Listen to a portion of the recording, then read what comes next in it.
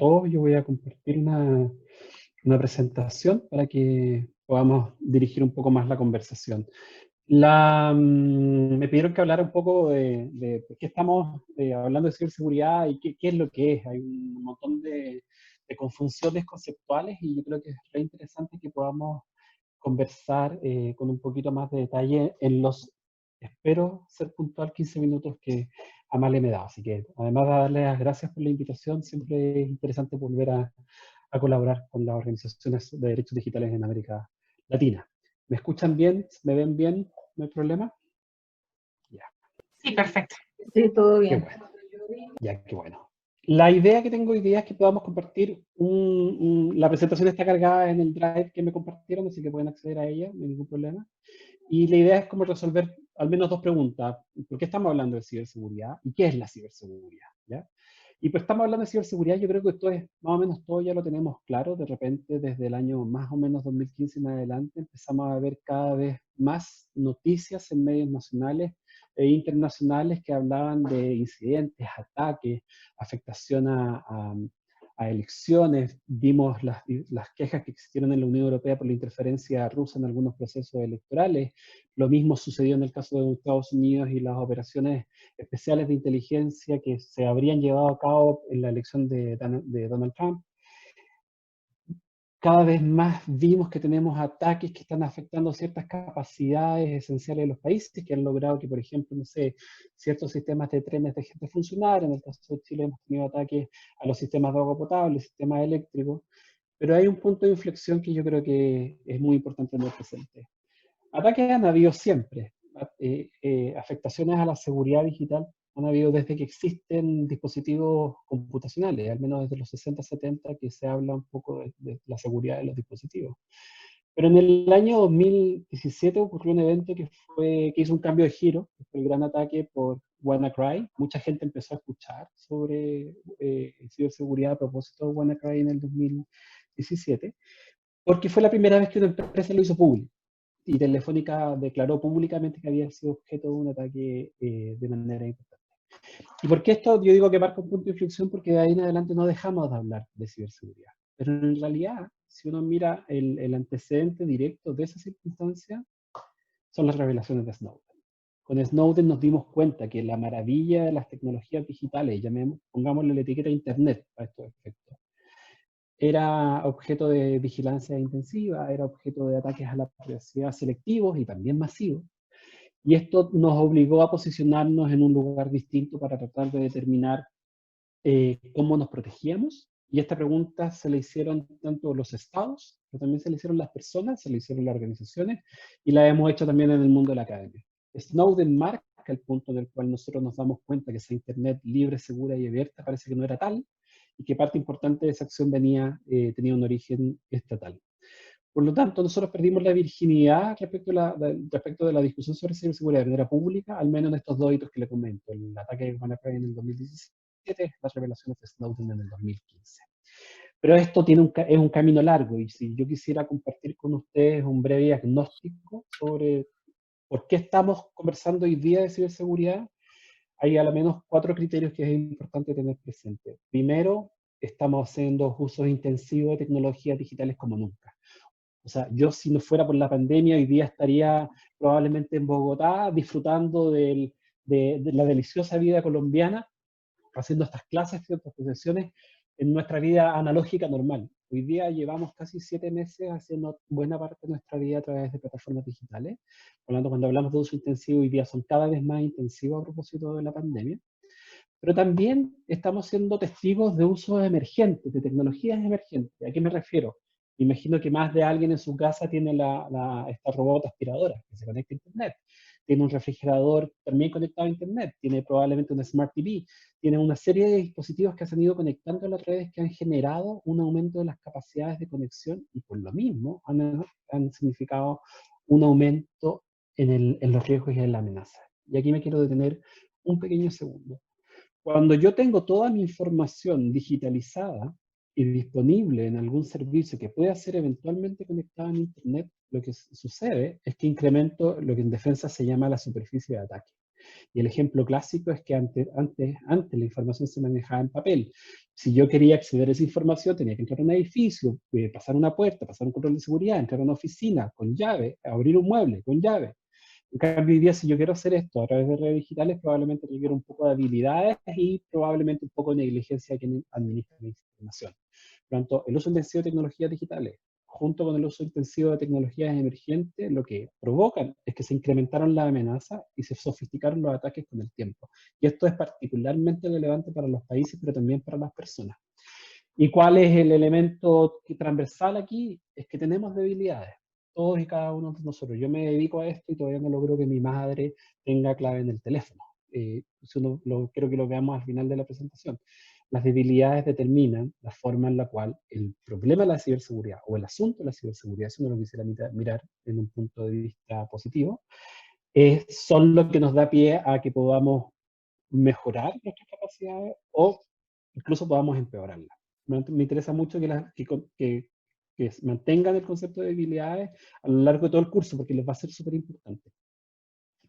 Pero, ¿qué hablamos de ciberseguridad? De repente empezamos a ver las noticias en los medios, de repente empezamos a ver titulares, y nos dimos cuenta que en realidad aquí hay una discusión que tiene muchos niveles. Y yo quiero invitarlos a tener una pequeña conversación, la vamos a desarrollar con ciertos espacios más adelante, para tratar de entender de qué se trata. El primer concepto que hay que tener presente es ciberespacio. Usualmente nosotros asociamos ciberespacio a Internet, pero muchas veces no necesariamente es así. Me explico. Cuando uno intenta definir ciberespacio, hay un muy buen índice que ha recopilado estas definiciones, y ya va como en la 500. Pero en realidad se utilizan palabras como espacio, ambiente, dominio de la información, ámbito, que hacen referencia a algo distinto al analógico. Y para nosotros, para las personas, yo tengo 43 años, para las personas que tenemos 43 años o estamos en esas generaciones, la diferencia entre lo analógico y lo digital es tal porque crecimos en una sociedad analógica, pero nos desarrollamos profesionalmente en una sociedad más bien digital. Por lo tanto, podríamos estar horas discutiendo sobre cuál es el concepto preciso para determinar aquello que nosotros entendemos intuitivamente como ciberespacio. Pero en realidad yo les propongo un ejercicio más práctico. ¿Aló? Bueno, un ejercicio más práctico. Veámoslo por capas. Veamos cuál es aquel contenido que nosotros determinamos que podría estar dentro del ciberespacio.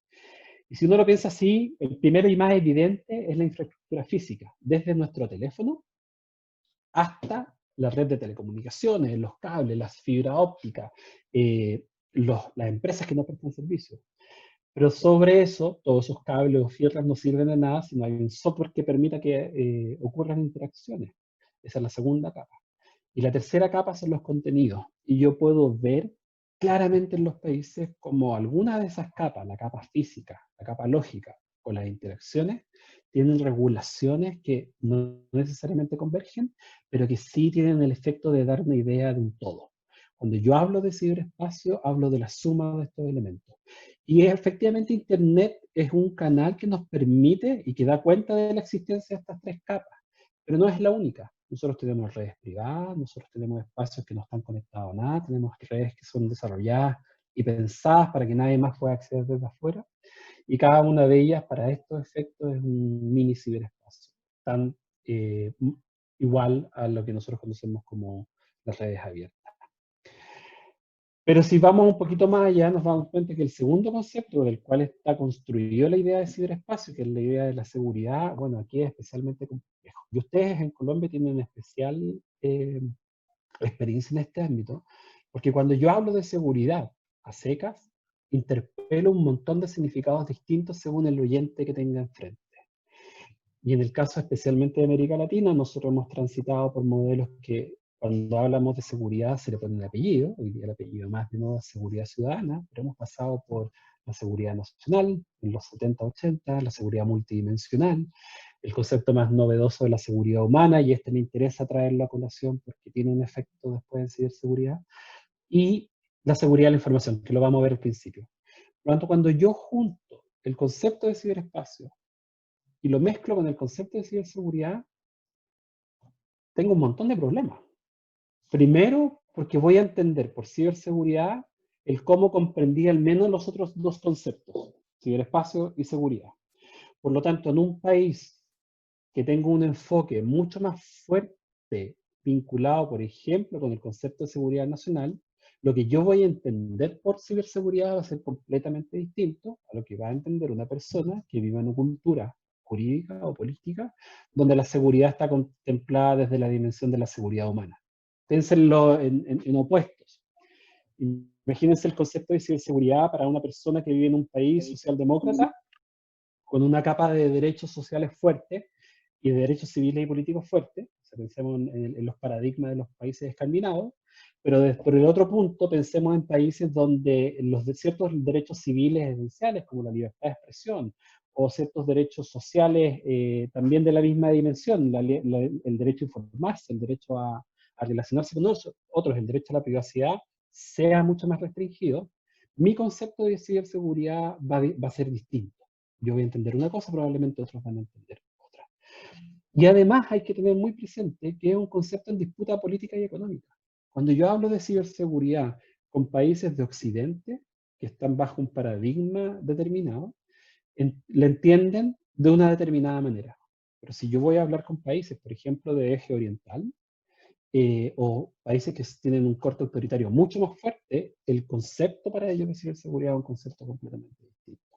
En lo que nos importa, la definición que nosotros aceptemos, el concepto que nosotros utilicemos, va a tener sin duda alguna un impacto en derechos humanos. O sea, no hay donde perderse en esto. Por lo tanto, varios países lo que han hecho es tratar de hacerse cargo de la discusión sobre cuál es el concepto que quieren utilizar, pero también yéndose un poco a una discusión un poco más técnica. Lo vamos a ver un poco más adelante. Y veamos ejemplos. Tengo 3 ejemplos que me han servido mucho estos años para tratar de explicar la diferencia. Fíjense en la definición de Brasil del año 2010. Para ellos, ¿qué era la ciberseguridad? Esto ya cambió este año, pero estuvo vigente durante más de 10 años. El arte de asegurar la existencia y continuidad de la sociedad de la información de una nación. Acá no hay derechos de las personas, acá no hay necesidades especiales, acá no hay un montón de otras cuestiones que, por ejemplo, podrían estar dentro del concepto de seguridad multidimensional o del concepto de seguridad humana. Si vamos, por ejemplo, al caso de Colombia, quería traer a colación el caso de Colombia. En la COMPES del 2016, la COMPES sobre seguridad digital, Colombia avanzó, tiene una definición previa en el 2010 que era la protección de los intereses nacionales. Pero fíjense que ya en el 2016 entendió que la ciberseguridad era algo mucho más amplio que solo los intereses nacionales. Y dice, todo lo que dice arriba, lo pueden leer después, todo esto con el fin de proteger a los usuarios, los activos de una organización. Hubo un cambio de enfoque. Colombia, con la COMPES del 2016, con la 3854, lo que hizo es que se dio cuenta que el concepto de seguridad de la información, o de ciberseguridad que estaba utilizando hasta ese momento, se quedaba corto para tratar de abarcar el tema en su profundidad. Y fíjense en el caso de Chile, el pragmatismo histórico de Chile, cuando ya acá hay una mano mora que escribió, es una condición caracterizada por mínimo riesgo y amenaza, ¿a qué? A las 3 capas: infraestructura tecnológica, componentes lógicos e interacciones. Es una definición bastante técnica, que de una u otra manera se saltó un poco la discusión política. Y aquí hay la primera diferencia. Cuando yo hablo de ciberseguridad, ¿qué es lo que lo distingue, por ejemplo, de la ciberdefensa? Y en la ciberdefensa yo la puedo entender al menos en 2 concepciones distintas. Primero, es lo que tiene que hacer la defensa nacional, o sea, las instituciones que conforman la defensa nacional, para asegurar y gestionar los riesgos y amenazas en el ciberespacio. Esto significa, por una parte, los 2 ámbitos que están más abajo, los riesgos y amenazas para sus propias capacidades, pero también la regulación de la conducta del Estado en caso de conflictos. Y esto es particularmente importante y es una parte esencial del debate público internacional. ¿Qué es lo que pueden hacer los países en el ciberespacio? Si se fijan, el concepto de ciberdefensa es un concepto de ciberseguridad aplicado al ámbito de la defensa, por lo tanto un concepto mucho más estricto, mucho más concreto, pero que tiene un efecto político mayor porque también regula la forma en que los países se comportan entre sí en caso de conflictos. Y por último, para esta parte, quería hacer una distinción respecto a cibercrimen. Nosotros solemos decir que cuando se empieza a mezclar cibercrimen con ciberseguridad tenemos un problema grave. Porque si uno lo quiere ver en una relación de género-especie, la categoría genérica es la ciberseguridad. En la categoría específica es el cibercrimen. ¿Y qué es el cibercrimen? No son más que los delitos que se pueden cometer a través de medios digitales, delitos contra las personas, delitos contra los bienes, delitos contra los derechos. Por tanto, mezclar ciberseguridad con cibercrimen no tiene mucho sentido y hay un error conceptual importante, pero sí el cibercrimen suele ser una parte importante de las agendas políticas de ciberseguridad, ¿ya? Que es algo que quiero que veamos a continuación. Y por último, me voy a tomar un minuto más, Amalia. El concepto de seguridad de la información suele ser técnico. Suele ser técnico porque fíjense cómo está descrito. Es, sobre una ley, es la preservación de la confidencialidad, integridad y disponibilidad de la información, que es la triada de la información en el lenguaje para quienes puedan venir de la ingeniería. Pero en realidad lo que busca es proteger activos de información. Y los activos pueden ser cualquier cosa que permitan a una organización cumplir con su propósito. Por lo tanto, la seguridad de la información para muchos es cómo yo protejo a todos aquellos activos que constan en información o que sean información. Si nosotros hacemos un tránsito desde lo más genérico a lo más particular, lo más amplio es ciberseguridad, lo más específico es seguridad de la información. ¿Cómo nos hacemos cargo de los problemas que nos genera la ciberseguridad o los desafíos que nos impone? Y con esto termino. Son 5 ámbitos. Política y estrategia, a todo nivel. Normas legales, cómo los países se ordenan. Normas y prácticas de las organizaciones, probablemente en sus organizaciones ya se está empezando a avanzar en esto. Principios de cooperación y colaboración, lo que está haciendo hoy día Carisma con ustedes. Desarrollo de capacidades. ¿Por qué? Porque hoy día, y con esto cierro, si yo soy capaz de hacerme cargo de un concepto de ciberseguridad amplio, tengo que hacerme cargo de las necesidades de seguridad digital de las personas. Y esto implica desde nuestros hábitos de higiene digital, contraseñas, pero también la forma en que nos relacionamos con otros a través de tecnologías, correo electrónico, cómo soy capaz de detectar amenazas de phishing y malware, cómo genero capacidad de conexión segura, cómo mantengo actualizados mis dispositivos, en el fondo cómo mejoro mi higiene digital. Cuando yo hablo de ciberseguridad en la concepción más amplia, estoy hablando de todos aquellos ámbitos, tanto de la vida privada de una persona, de la vida pública, pero también de los ámbitos de desarrollo de las personas en la sociedad, en el colectivo, llámese Estado, organizaciones de la sociedad civil, establecimientos educacionales, que me permiten generar un ambiente mucho más digital, mucho más seguro, libre y abierto, como tradicionalmente se dice. Esta es una introducción, la idea es que después podamos seguir conversando durante la sesión del taller. Muchas gracias. Gracias, Daniel. Corrí. No, está todo bien. Rescato que justamente nos presentas esa cantidad de visiones que se puede tener de la ciberseguridad, desde dónde uno se para en la ciberseguridad, ¿no? Con esos conceptos que estuviste introduciendo. Quizás para el debate más adelante podríamos retomar la definición de ciberseguridad que se adopta en Colombia, que se mantuvo en el nuevo COMPES que se aprobó en julio de este año, pues porque yo personalmente tengo una visión distinta a la que tú presentaste, aunque ciertamente sí estoy de acuerdo en la mejora que ha habido de la primera definición de 2011 a la que se ha mantenido entre 2016 y 2020. Pero Hay bueno, un mundo ahí de diferencia. Exacto. Pero bueno, eso podemos retomarlo en la discusión. Ahora, Juan Diego, te cedo la palabra, que pues él va a ahondar un poquito más en esa distinción que nos comentó Daniel sobre tratar de no mezclar ciberseguridad con cibercrimen, aunque pues como decía puede ser una parte de, pero no el todo. Entonces, bueno, Juan Diego, ahí te cedo la palabra, tienes 15 minutos. Okay. Hola, déjame comparto. ¿Será que Daniel puedes quitarlo de compartir pantalla para que pueda compartir? Por supuesto. Gracias. Listo. Gracias. Okay. Listo, se están viendo, ¿cierto? Se ve en la presentación, Sí. cosa, ¿no? Bueno, La primera pregunta es un poco ir por qué es un delito. Aquí hay como un pequeño rodeo, pero espero que pague después. Eh, Nosotros vemos como muchas conductas dañinas, ¿cierto? Hablar mal de los demás, o sea, desde las típicas, digamos, de interacción social hasta otras, pues mucho más graves y complicadas, vemos un montón de conductas dañinas. La cuestión es que, como lo primero que hay que tener en mente es que cuando uno dice que algo es un delito, primero está hablando de algo grave. Eso es algo obvio, pero esto tiene mucho que ver con la forma en la que se hacen delitos, ¿no? La idea es que sean entonces el último recurso, la última respuesta que tiene el Estado ante un problema social. Hay muchas más respuestas. Una es, por ejemplo, no hacer nada. Una persona que dice, no, una grosería, ¿no? Dice, pues, no, eso no requiere ningún tipo de respuesta del Estado. Una persona que mata a otra, eso requiere un tipo de respuesta del Estado. Eso es como obviamente la escala entre de lo más a lo menos grave.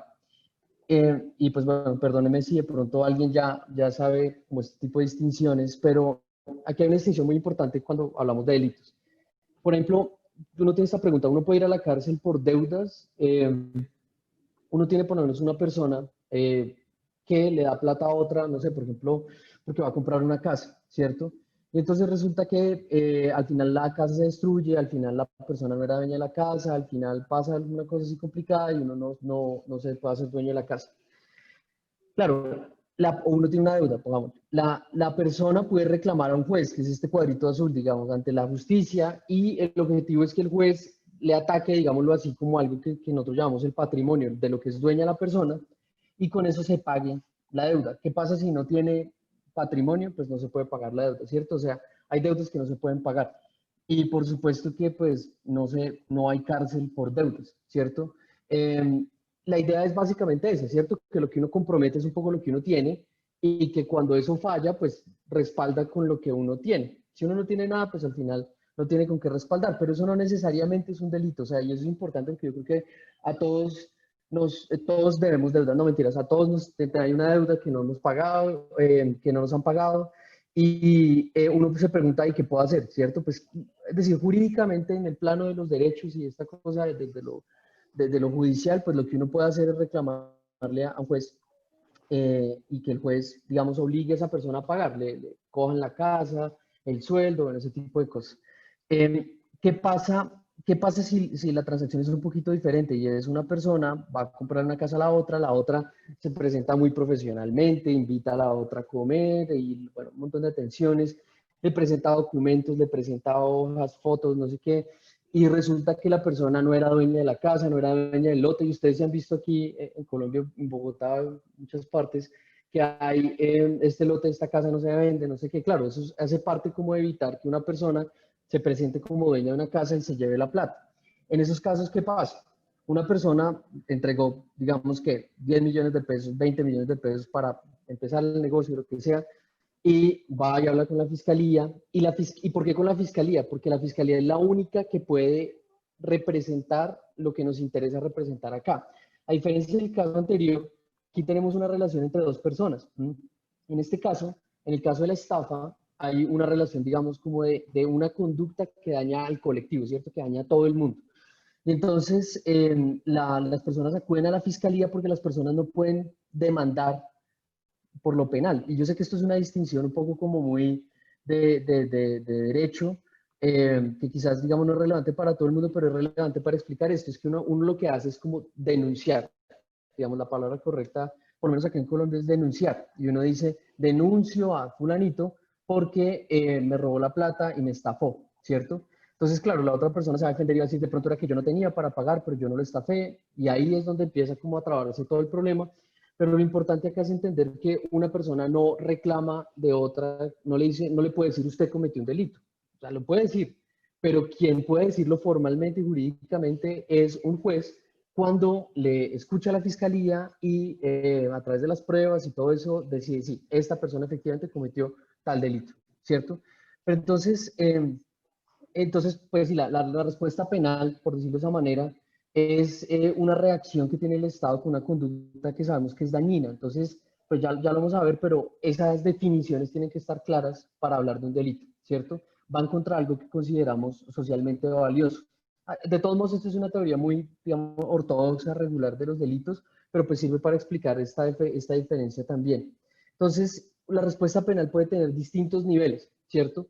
Y yo creo que todo el mundo está siempre pendiente del delito, y yo creo que aquí es donde está claramente el problema del populismo punitivo que llamamos acá, y es cuando un político quiere solucionar un problema social y dice, bueno, pues convirtámoslo en delito, ¿cierto? El problema del abuso de menores, por ejemplo, el abuso sexual de menores de edad, el problema de...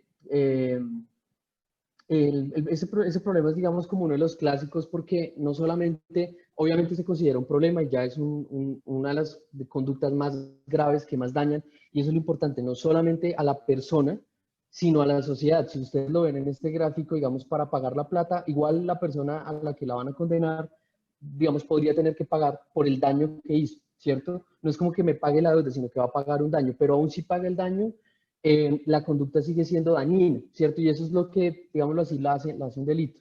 Entonces, hay varios, no solamente, digamos, nos tenemos que quedar como en la definición de un delito y decir, es que como tal cosa es delito o van a convertir tal cosa en delito. La política criminal, que así se llama como todo el conjunto de decisiones y de planes en relación con la respuesta penal de un Estado, tiene varios pasos. Por lo menos en Colombia está definido como prevención, y es, digamos, parte del problema de lo que hace policía, la definición de los delitos, y eso es un poco lo que vamos a hablar ahora, la investigación y la judicialización de los delitos, la sanción y la atención postpenitenciaria.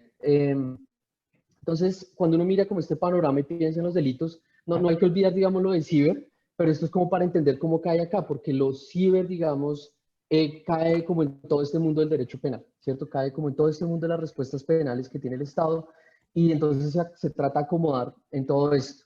Entonces, por ejemplo, ¿qué consideramos valioso, cierto? Entonces, en el Código Penal es donde están definidos los delitos. Y los delitos concretamente, pues técnicamente los llamamos tipos, ¿no?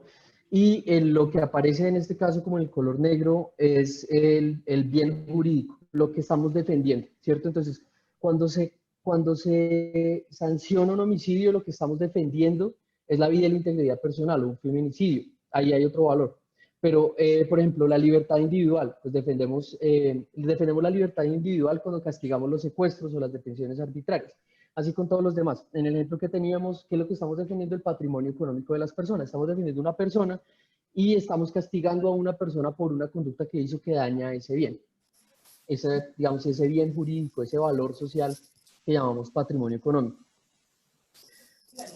Ahora, digamos, esto es un poco abrupto, pero ¿cuáles son los delitos que hay en relación con los ciber, digamos, por ponerle de alguna manera? Unos en Colombia quieren defender la libertad de la intimidad, ¿cierto? Entonces, por ejemplo, la violación ilícita de la intimidad, el ofrecer o adquirir equipos para interceptar comunicaciones, divulgar o utilizar documentos reservados, violación ilícita de comunicaciones o correspondencia oficial. Esos son delitos que buscan proteger la intimidad y la libertad de las personas. Claro, el último parece un poco colado porque se trata de divulgar información o de interceptar información oficial. Debería estar, digamos, en otra parte relacionada con seguridad nacional o algo así. Pero cualquier persona, digamos, que le tome una foto, que sustraiga por lo menos un diario, ¿cierto? Eso ya como delito le faltan más etapas. Voy a volver a este dibujito porque le falta la etapa en la vida real funciona así. Una persona tiene que ir a la fiscalía y la fiscalía tiene que iniciar todo este proceso. Eventualmente se involucra un juez y eventualmente, digamos, hay una decisión. No todo, obviamente, hay muchos problemas, digamos, y yo creo que eso también hace parte de pensar en el problema de los delitos y los ciberdelitos, y es que no es simplemente por el hecho de que una conducta diga eso está mal, que se convierte en mal. Entonces, o sea, que efectivamente, digamos, recibe una respuesta, porque pasa por todos estos pasos. Entonces, en Colombia tenemos este tipo de defensas, pero también tenemos otro capítulo, digámoslo así, en ese código donde están las penas, los delitos, es el acceso abusivo a un sistema, y bueno, lo que estamos defendiendo son la información y los datos, hay varios delitos ahí. Ahora, ¿cuál es el problema de la respuesta penal? Vamos a ver qué hago con estos 5 minutos. El problema de la respuesta penal podemos verlo en tres de estos Puedes niveles. robar 2 minutos más. Ok. Los problemas, digamos, de la respuesta penal desde el punto de vista de derechos humanos, porque hasta aquí, digamos, uno podría tener intuiciones, uno podría tener la intuición de que, ¿por qué castigan eso? ¿cierto? O eso de pronto no está tan mal, pero podemos, digamos, ser un poquito más organizados viéndolo desde esta manera. La policía, digamos, tiene la labor en parte de prevenir la comisión de delitos. Sí, ve unas personas, digamos, peleando, pues tienen que acercarse y evitar la pelea, evitar, por ejemplo, que un delito de lesiones personales, ¿cierto? Evitar que las personas se golpeen y, bueno, se saquen un ojo, lo que sea. ¿Qué pasa con el problema de los ciber, ¿cierto? Y es que, pues, vamos a operar, digamos, con las definiciones y con el panorama que nos está pintando Daniel, y es cómo hacemos policía, digamos, cómo hacemos la revisión del mundo del ciberespacio. Entonces, ahí en el manual que se entregó también con el curso, ahí están muy bien explicados los ejemplos del anonimato o las técnicas de cifrado. Es una forma de decir, necesitamos garantizar un espacio, necesitamos evitar estas técnicas para poder llegar a prevenir delitos y para adelantarnos y para poderlos investigar y efectivamente condenar, ¿cierto? Entonces voy a dejar esos ejemplos ahí, pero uno que sí me interesa resaltar muy rápido porque lo tenemos más o menos presente ahora en Colombia es que la policía quiso, ya pues, al final declararon desierta el contrato, pero quiso crear un sistema para revisar todo Internet, hacer como perfiles de cuentas y buscar información constantemente. Pues para no extenderme ahí, el punto, el problema de ellos, de lo que vemos ahí es cómo la policía va a definir las cosas que son peligrosas en Internet. Si yo sigo, por ejemplo, la cuenta de las FARC, ¿eso es peligroso? O sea, ¿eso se debe considerar como algo riesgoso a lo que hay que mirar con detalle o no? ¿Qué pasa si yo, por ejemplo, ese sistema tendría la capacidad, por ejemplo, de saber quiénes son, qué personas, qué cuentas que no viven en Bogotá o que no operan desde Bogotá reciben más de tantos seguidores en una semana? Y eso suena súper complejo, pero eso es una forma de ver, por ejemplo, líderes sociales en región. Entonces, si uno lo mira de esa forma, hay un montón de problemas que pueden surgir de lo que signifique, de lo que las autoridades crean, que signifique hacer prevención de delitos en el ciberespacio. Pero también, pues, hoy el clásico es el problema de la definición de delitos, ¿cierto? ¿Qué es un ciberdelito y por qué sabemos que es un ciberdelito? Yo presenté unos que tienen que ver, por ejemplo, con destruir un sistema de datos, ¿cierto? Con acceder abusivamente a un sistema. Se metió en una base de datos de la empresa, no sé qué vainas, hay agravantes, o sea, esto se pone peor en la medida en la que uno, qué sé yo, por ejemplo, sea funcionario de la empresa, ¿cierto? Entonces, lo que se está defendiendo ahí es como aquí cuando decimos, ¿y por qué eso es un delito? Bueno, porque se metió y se robó toda esta información, ¿cierto? Esa es como la idea muy, muy básica. Pero hay otros problemas en donde, es decir, nos interesa desde el punto de vista de derechos humanos porque la definición de delitos muchas veces es complicada. En Colombia tuvimos un caso, en Colombia tenemos un delito que se llama injuria y calumnia, hacer imputaciones deshonrosas o decir que alguien cometió un delito, esa es la diferencia entre injuria y calumnia. Y aquí en un caso de una persona que en una noticia del diario El País de Cali escribió en la zona de comentarios, esta señora es una rata, no sé qué, y pues al tipo efectivamente le iniciaron un proceso, se hizo toda una investigación, dieron con la persona y lo condenaron, él no tuvo que ir a la cárcel porque podía tener el beneficio de, digamos, prisión domiciliaria, pero el punto es que hubo una condena penal, o sea, esta persona cometió el delito de injuria y lo hizo a través de Internet, ¿cierto? Y entonces aquí uno se pregunta, bueno, los foros, cómo funcionan, y yo creo que pues, a lo largo del curso van a descubrir como todo un montón de problemas donde esto es relevante preguntarnos, bueno, pero eso es delito, y si no es delito, ¿por qué lo castigan así? Otro, y me parece que aquí es donde se responde un poco la pregunta de por qué a veces aparece lo penal en todo esto, es, por ejemplo, el delito de pánico económico. El delito de pánico económico es el que difunda información falsa, que lleve a la gente a, no recuerdo, como retirar, bueno, ya sabemos como en la práctica que es retirar masivamente como los ahorros o los bienes pues, que uno tiene encargados en un banco.